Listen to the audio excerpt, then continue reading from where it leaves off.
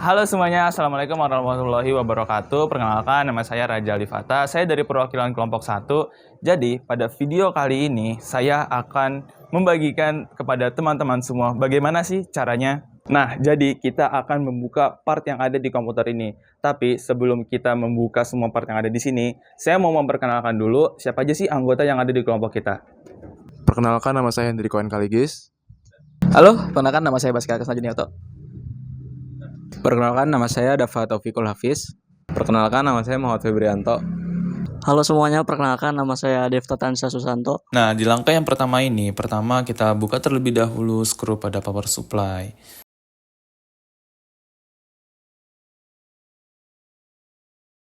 Nah, kemudian jika skru pada power supply sudah mulai terbuka, kita lepaskan juga soket yang terpasang pada power supply, yaitu 20 pin ATX power connector. Kemudian, soket PSU sendiri memiliki soket 20 pin atau yang sering disebut dengan soket P1. Setelah itu, soket pada PSU sudah terlepas, selanjutnya melepas soket pada skru Integrated Device Electronic. Nah, di komputer ini memiliki penyimpanan harddisk DE atau Integrated Device Electronic. Adalah harddisk yang mempunyai konektor 40 pin dan 4 pin power. Nah, harddisk ini sering disebut juga harddisk ATA, Advanced Technology Attachment. Selain itu, harddisk ini juga dilengkapi dengan jumper yang dapat berfungsi untuk merubah settingan koneksi ke motherboard. Selain itu, harddisk ini juga dilengkapi dengan jumper yang dapat berfungsi untuk merubah settingan koneksi ke motherboard. Kemudian, kita lepaskan juga soket SATA. Komputer ini memiliki penyimpanan SATA, yaitu Solid State Drive 128 GB yang kecepatan membaca dan menulisnya lebih cepat dari harddisk DE biasa.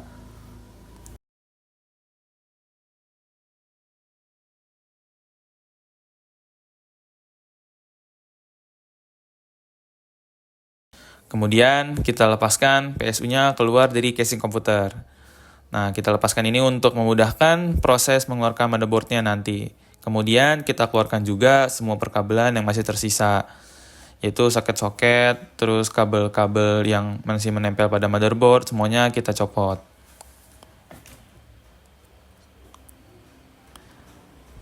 Nah, tahap selanjutnya kita lepaskan juga extra fan yang ada di casing. Ini biasanya letaknya ada di sisi casing.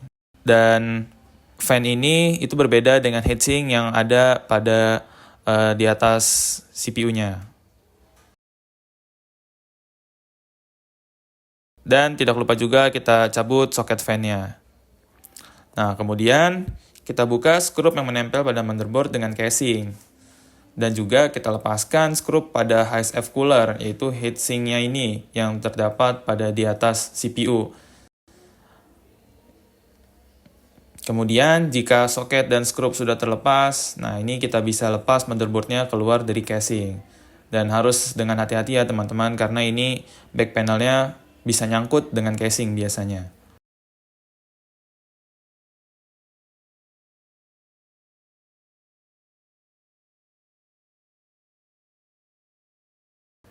Oke, kemudian kita lepaskan juga RAM yang ada pada motherboard ini.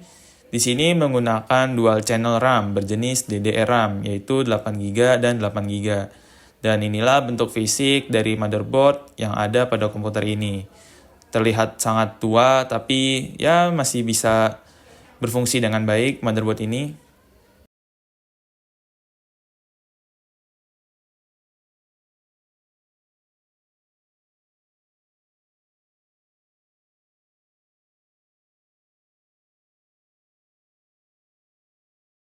Oke teman-teman, di sini kita akan merakit lagi PC-nya kembali. Dan tahapan pertama pada saat kita merakit PC yaitu kita pasangkan dulu RAM-nya. Nah, di sini menggunakan RAM DDR-RAM, terdapat 2 keping. Kemudian kita pasang sampai penguncinya ini kedorong ke dalam. Jadi nanti sampai ada bunyi klek di RAM-nya tersebut. Dan perlu diperhatikan RAM ini itu gampang patah ya teman-teman. Jadi tidak boleh terlalu kencang juga saat mengencangkannya. Seperti itu. Oke, kemudian selanjutnya kita pasang motherboardnya ke dalam casing ya teman-teman. Dan perlu diperhatikan kembali pada saat kita memasang motherboard ini, kita perlu juga memperhatikan drat screw-nya yang terdapat pada casing, dan ini harus kita luruskan. Dan juga kita cocokkan back panelnya agar back panelnya ini tidak nabrak dengan casing, seperti itu.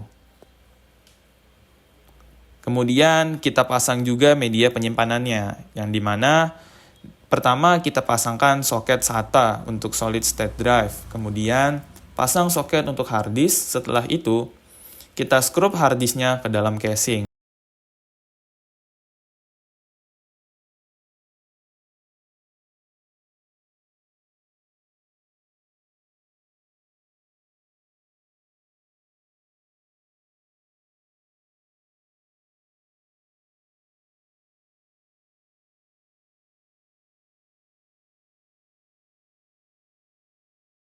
Agar harddisknya bisa menempel ke dalam casing.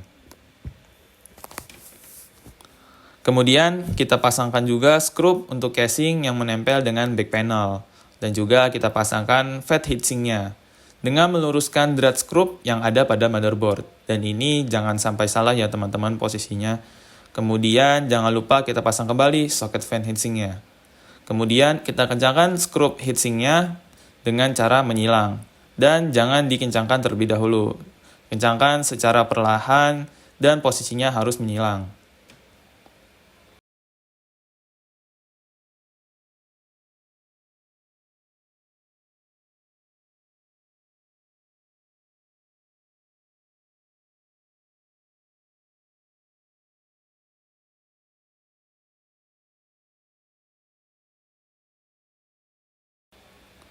Kemudian kita pasang extra fan pada casing dan juga kita masukkan power supply-nya ke dalam casing. Dan jangan lupa kita masukkan juga power P1-nya ke motherboard dan juga soket dari PSU lainnya.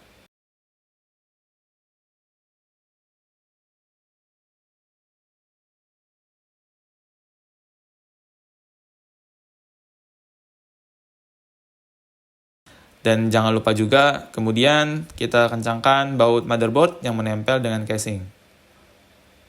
Perakitan telah selesai dan kita bisa mengoperasikan komputer ini setelah disambungkan dengan monitor.